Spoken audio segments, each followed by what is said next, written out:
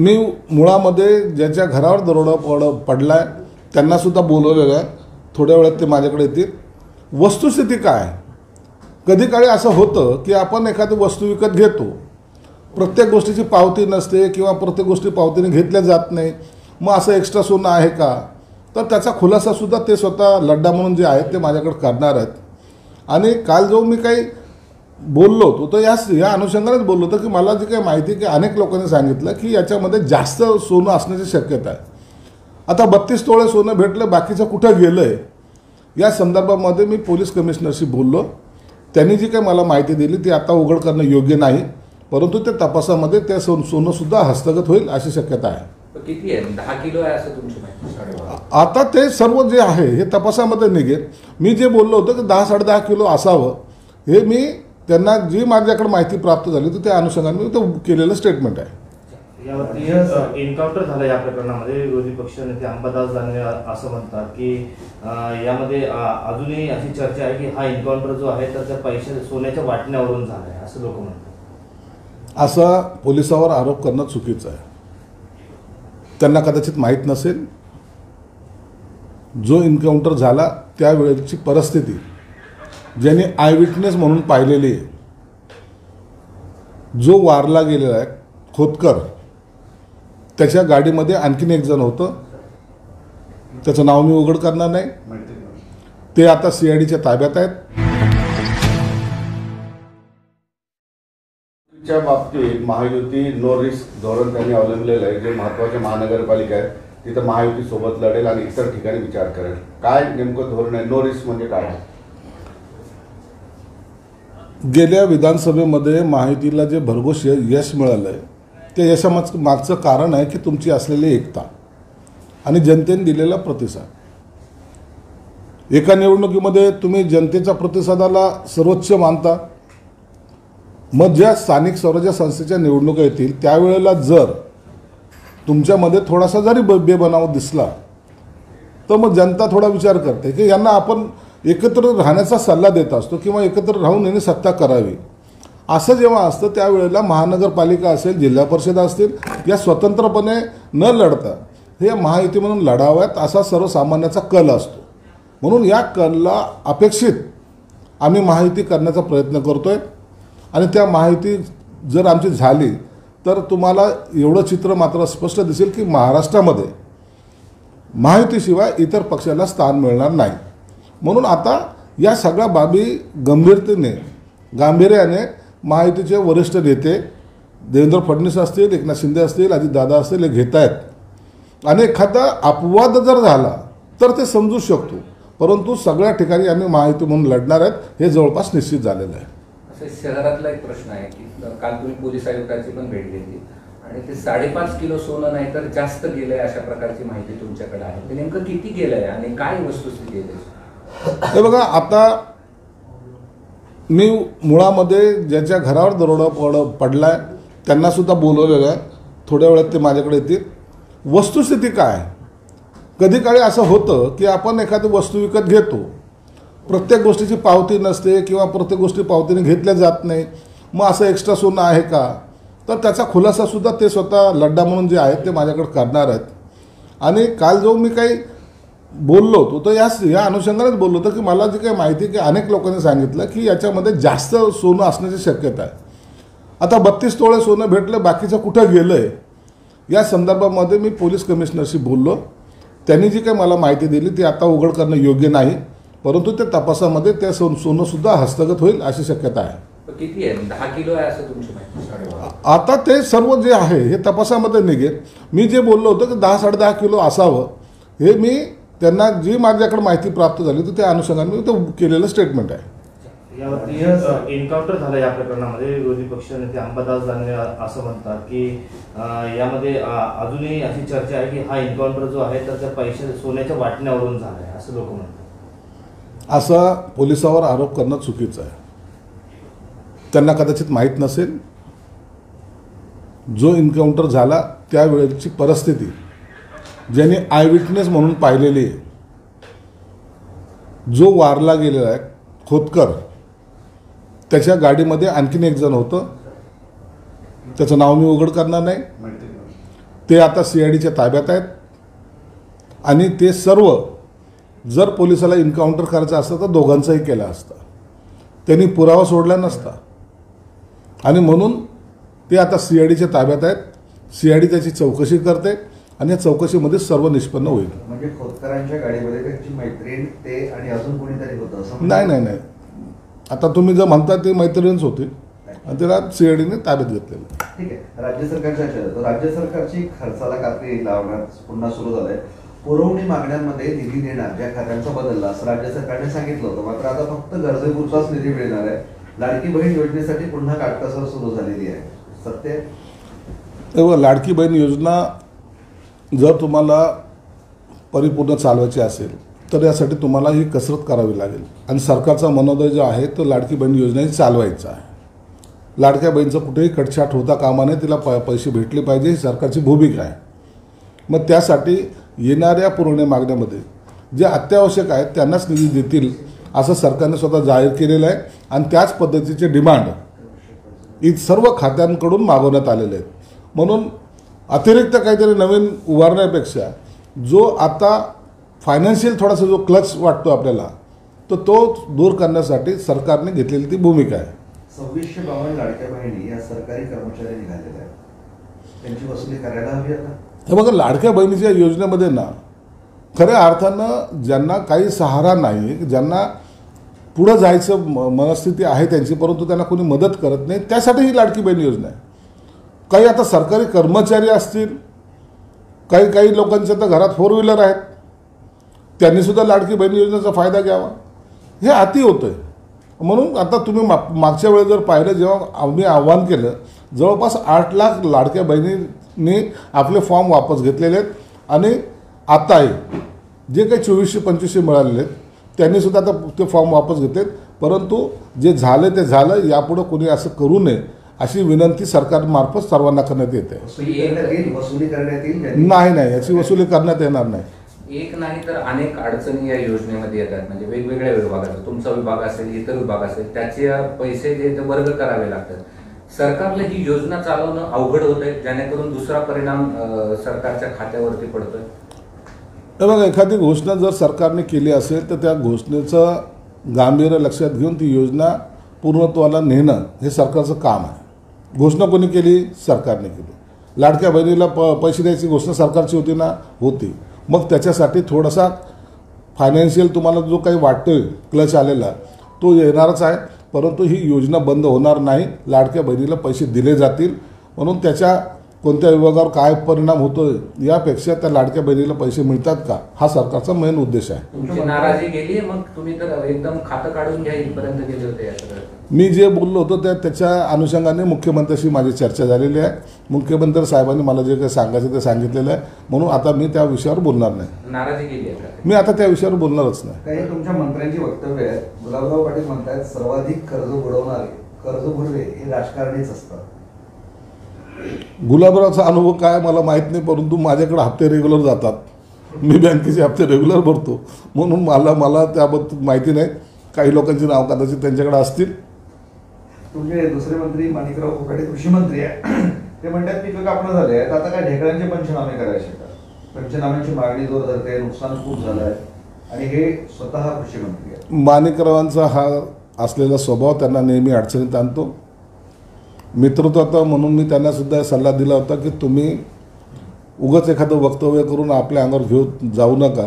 ते त्यांनी मान्य केलं होतं, परंतु स्वभावाला आता औषध नाही म्हणतात त्या पद्धतीने माणिकराव बोलतात, सहजगत्या बोलतात, परंतु त्याची बातमी होती आणि त्याचा परिणाम मला वाटतं सरकारवर थोडासा होतोच.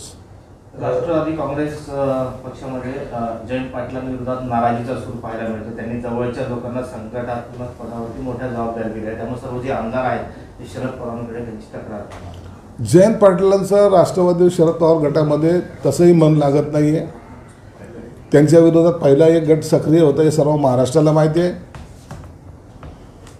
आणि जयंतराव जास्त दिवस त्या पक्षात राहतील की नाही राहतील याबद्दल अनेकांनी शंका व्यक्त केलेल्या आहेत. म्हणून शरद पवार साहेबांच्या त्या गटामध्ये सगळी अस्तित्व आहे. एक कोणी युती करायचं म्हणतो, एक युती नाही करायचं म्हणतो, कोणी पदासाठी भांडतोय. आणि म्हणून त्या पक्षामध्ये आता इतका गोंधळ माजलेला आहे. कदाचित लवकर जर निर्णय झाला नाही तर तो पक्ष फुटायच्या मार्गावर आहे. नरकातला स्वर्ग जे पुस्तक आहे ते पुस्तक आता संजय राऊत यांनी एकनाथ शिंदेना पाठवलंय, राज ठाकरेंना पाठवलंय, मुख्यमंत्र्यांनाही पाठवलंय, अनेकांना पाठवत आहे आणि वाचण्याची विनंती करते पत्राद्वारे. संजय राऊतचं रोजचा जो सकाळी बोलतो तो त्याला आपण भोंग म्हणतो, ते आता अनेकाला पचनी पडत नाही. अनेकांनी त्याचा टाळणं हे सगळ्यात उत्तम मार्ग हा स्वीकारलेला आहे. जेलमध्ये गेल्यानंतर जसा मी भारत पाक युद्धामधून वापस आलो की काय या आविर्भावात जर त्याचे स्टेटमेंट चालू आहेत. भ्रष्टाचाराच्या आरोपमध्ये आतमध्ये गेले होते, परंतु आता जे स्टेटमेंट चालू आहे की त्यांना वाटतं की मी कोणत्या तरी स्वातंत्र्याची लढाई लढून आलो काय, आणि म्हणून त्यांनी जे लिहिलेलं बकवास पुस्तक आहे ते पुस्तक ना विक्री होत ना त्याला कोणी विकत घेत. आता नरकातून स्वर्गाकडे जायची वाट त्यांना त्या ठिकाणी सापडलेली आहे आणि त्या वाटेवर कोणी जायची मनस्थितीत नाही. म्हणून ते आता विनंती करत आहेत की माझं पुस्तक तरी वाचा, एवढी तरी कृपा करा की मी जे काही मेहनत घेतलेली पुस्तक लिहिण्यामध्ये त्याचं कुठंतरी चीज होऊ द्या. आणि पुन्हा त्या अशा पत्र लिहिण्याने त्यांना असं वाटतं की माझा खप वाढेल, पण तो असा खप वाढत नसतो. जे चूक आहे ते चूक आहे. तर दोन्ही पवार एकत्र येण्याला म्हणजे अजित पवार आणि शरद पवार, सुनील तटकरे आणि प्रफुल्ल पटेल यांचा विरोध आहे असं संजय राऊत सांगतात. ह्या माणसाचा हा डोक्यावर पडलेला माणूस आहे. संजय राऊत हा डोक्यावर पडलेला माणूस आहे, कधी काय बोलेल ना त्याचा काही भरोसा नाही. आणि म्हणून त्याचं आम्ही कोणी सिरियस घेत नाही त्यांना. आता त्यांच्या पक्षामध्ये काय चाललंय हा कशाला वाकून पाहतोय, उभटामध्ये काय चाललंय ते सांग ना. परंतु इतरांच्या खोड्या काढणे किंवा त्यांच्या घरात जाऊन डोकवणे हा संजय राऊतचा आता स्वभाव झालेला आहे. आणि म्हणून त्याच्या स्टेटमेंटला महाराष्ट्रातला राजकारणातला कोणताही व्यक्ती त्यांनी बोललं म्हणजे नेमकं त्याचा विरोध होणार हे गृहीत धरून चालतो. ते संजय राऊत सुप्रिया सुळेंना एक टोला लावत आहे, भाजपसोबत जाण्याची काहींना तहान लागली आहे, पण तहान लागली म्हणून कोणी गटाराचं पाणी पित नाही. सुप्रिया सुळेंना असं बोलणं, पुन्हा सुप्रिया सुळेचे तारीफ करणं, शरद पवार साहेबांच्या हस्ते त्या पुस्तकाचं विमोचन करून घेणं, जेव्हा जेव्हा त्याला स्वतःच्यासाठी काही करावंसं वाटलं त्या टायमाला त्यांच्या पायावर लोटांगण घालणारा हा माणूस जेव्हा स्वतःचं सर्व निघतं त्यानंतर त्यांनाच भुगतो, ही सर्व महाराष्ट्राला दिसतंय. म्हणून त्यांनी सुप्रिया सुळेवर बोलला आहे, यापूर्वी शरद पवार साहेबांबरोबर बोलला आहे. याचा हा स्थायी स्वभाव आहे आणि तो स्वभाव कोणी बदलणार नाही. म्हणून उबाठाचं जे काही वाटोळं झालं आहे ते ह्याच्या तोंडामुळे झालं आहे हे सगळं महाराष्ट्र मान्य करतो. उबाठा शिवसेना म्हणजे ठाकरेंची शिवसेना BMC मुख्यालयावर मोर्चा काढणार आहे. आदित्य ठाकरेंनी सांगितलंय की पावसाळ्यापूर्वीची कामं झाली नाही, रस्त्याचे कॉन्क्रीटीकरण सगळ्या अडचणी आहे, तर याचा जाब विचारायला आपण BMCवर जाऊ. नाही त्याच्यासाठी नाही चालले होते. BMCवर आदित्य ठाकरे मोर्चा त्याच्यासाठी काढत नाहीत. त्यांचे असलेले ठेकेदाराला काम मिळालं नाही म्हणून त्यांचा तो आक्रोश जो आहे पर्सेंटेजचा त्याच्यासाठी ते मोर्चा काढतात. तुम्हाला काय वाटलं तर काय रस्त्यासाठी चाललेत, नाल्यासाठी चाललेत, यांना त्याच्याशी काही घेणं देणं नाही. 25 वर्षे ज्यांनी महानगरपालिका खड्ड्यात टाकली, ज्यांनी महानगरपालिका लुटली ते मोर्चे काढत आहेत. आमच्या ठेकेदाराचं काय हे नवीन धोरण त्यांनी अवलंबलेलं आहे आणि ठेकेदारांकडून जे काही ॲडव्हान्स घेतले असतील आमची सत्ता आल्यानंतर आम्ही ते परत तुम्हाला साथ देऊ हे सांगण्यासाठी काढलेला तो मोर्चा आहे. म्हणून सर्वसामान्याचं आणि त्यांचा कोणतेही संबंध त्या मोर्चाशी नाहीत. तुमचे जुना मित्र महादेव जानकर ते म्हणतात NDAने मला सोडून दिलं त्यावर, आता मी नवा घरोबा महाविकास आघाडीसोबत करणार आहे. जानकर कधी कोणत्या पक्षात जाईल ते त्यांना स्वतःलाच माहीत नसतं. सकाळी महाविकास आघाडी म्हणतील आणि संध्याकाळी म्हणतील नाही मला तिथं जाणं शक्य नाही म्हणून मी माहितीबरोबर आहो. म्हणून जानकर हे अखेरला काही जरी झालं तरी ते माहितीबरोबर जातील. महाविकास आघाडीमध्ये जाऊन आणखीन स्वतःचं वाटोळं ते करून घेणार नाहीत. हॉटेलच्या प्रश्नावर अंबादास दानवे असं म्हणाले की मराठी माणसाने व्यवसाय नक्की करावा मात्र लुटमार करून व्यवसाय करू नये. दलाली करण्यापेक्षा व्यवसाय केलेला कधी चांगला. दलाली एजंटी लोकांकडं फसवणं लुबाडणं हे करू नये कधीच. आणि आम्ही ते जर असं जर काय कधी घडलं तर मी राजकारणातून संन्यास घेईल. अंजली दवाणे यांनी एक फोटो ट्विट केलाय, तुमच्या पुत्राचा फोटो आहे, बंदूक त्यांच्या हातात आहे, यावर आर्म ऍक्टनुसार गुन्हा दाखल का होत नाही असं त्यांनी राज्य सरकारला विचारलं. विद्वान आहेत ते, त्यांना माहीत नाही त्याचं लायसन माझ्या मुलाकडे आहे. संजय राऊत असं म्हणतात की एकनाथ शिंदे बराच काळ आमचे ते सहकारी होते, माझ्या बाबतीत काय चालू होतं त्यांना माहिती आहे, माझ्यासोबत काय काय झालंय त्याचे ते साक्षीदार आहेत, त्यांनी बोलावं. तुम्ही एकनाथ शिंदे संजय राऊत बोलले. हो. संजय राऊतला तर माहीत नाही का? त्याची शेवटची निवडणुकी जेव्हा राज्यसभेवर सदस्य म्हणून जायचं होतं त्या टायमाला एकनाथ शिंदे साहेब, संजय राऊत आणि मी हा संजय शिरसाट आम्ही एका बेंचवर बसलेलो होतो काउंटिंगच्या दिवशी. आणि त्याच्यापूर्वी काय जे काय राजकारण घडलं त्याची सगळी माहिती एकनाथ शिंदे साहेबाला आहे. कसे तुम्ही पाया पडत होते, कसे रडत होते, उद्धव ठाकरे साहेबांना काय कोणत्या भाषेत तुम्ही बोलत होते, ही सगळी माहिती आमच्याकडे आहे. योग्य वेळेला ती सर्व आम्ही काढू. आजही तुम्ही काय बोलतायत लोकांकडे हे उद्धव ठाकरे साहेबांना सुद्धा माहिती आहे, परंतु त्यांची काय मजबुरी मला माहीत नाही.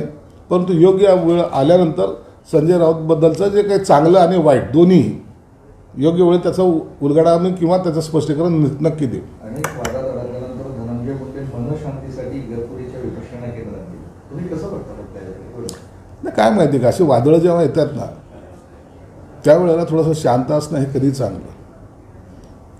एखादा माणूस संकटात सापडला किंवा एखाद्यावर काही आरोप प्रत्यारोप झाले तर बाकीचे जे ज्याला संधी नसते ना ते सुद्धा टोचा मारतात. अशा वेळेला शांततेचा मार्ग पत्करणं हे कधीही चांगलं. मला वाटतं धनंजय मुंडे जर शांत इगतपुरीला गेले असेल मनशांतीसाठी तर ते एक चांगली गोष्ट आहे. माणसाने दर 24 तास राजकारण करण्यापेक्षा मनशांती जर केली तर त्याच्यातून सुद्धा एक पॉझिटिव्ह वेव्स त्या बाहेर येऊ शकतात. संजय राऊत असं देखील म्हणतात एकनाथ शिंदे फडणवीस यांच्यात संवादाची कमी आहे. शिंदे आणि फडणवीस दोन्ही वेगवेगळ्या बेटावरती आहेत. ईडीची कारवाई होऊ नये म्हणून हे सगळे सोबत आहे. आम्ही बेटावर आहोत, आम्ही पूर्व पश्चिम आहोत, आम्ही दक्षिण उत्तर आहोत. तुम्हाला काय करायचं रे बाबा हो? अरे आपली दुकान बुडायला लागली, आपलं जहाज बुडायला लागलं, आपलं घर फुटायला लागलं, त्याच्याकडे लक्ष देण्यापेक्षा इतरांवर लक्ष देऊन का टाईम खराब करतात? या माणसाला कोणताही धंदा नाही, उद्योग नाही. म्हणून ते एकदा देवेंद्र फडणवीस जे बोलले या आशयांचे कधी मी स्टेटमेंट ऐकतही नाही, त्याच्यावर उत्तर द्यायचे मी कधी उत्तरही देत नाही. म्हणून आता या संजय राऊतने बडबड बंद करावी, पक्षासाठी कुठंतरी फिरावं, कुठंतरी जाऊन मटण खावं, कुठून तरी पैसे जमा करावेत. कॉर्पोरेशनचा एवढा चांगला धंद्याचा टाईम आलेला आहे, जिल्हा परिषदेचा टाईम आलेला आहे, पैसे कमवण्याचा टाईम आलेला आहे, ते कमवा आणि गप्प बसा. निधीवरनं खटखट आता गोपीचंद पडळकर भाजपचे त्यांच्याकडून पण व्यक्त करण्यात आली. धनगर समाजाचा निधी अजित पवार अडवत आहे आणि याबाबत मी आता फडणवीसांना तक्रारीचे पत्र देणार आहे असं ते त्यांचं तर वैयक्तिक आहे. त्यांनी फडणवीस साहेबाकडं मुख्यमंत्री म्हणून सर्वांना गेलंच पाहिजे आणि फडणवीस साहेब योग्य तो निर्णय त्या टायमाला घेतील. मला वाटतं त्यांची असलेली तक्रार त्याचं निवारण नक्कीच होईल. ठीक आहे.